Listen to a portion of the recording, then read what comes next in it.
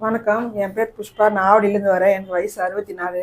ஒரு 6 மாதத்துக்கு முன்னாடி திடீர்னு ரைட் சைடு காது வந்து இரைச்சல் நிறைய இருந்தது. டிஃப்ரெண்ட்டாக இரைச்சல் இருந்தது.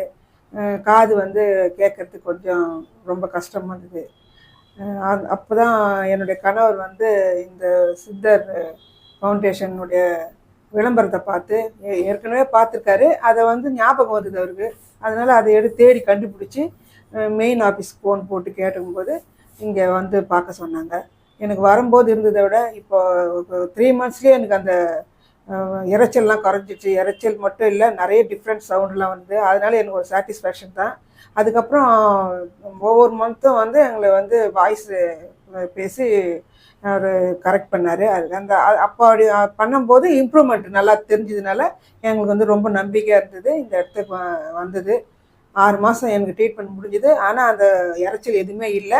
காது கேட்குறதும் எனக்கு நல்லா கேட்குது.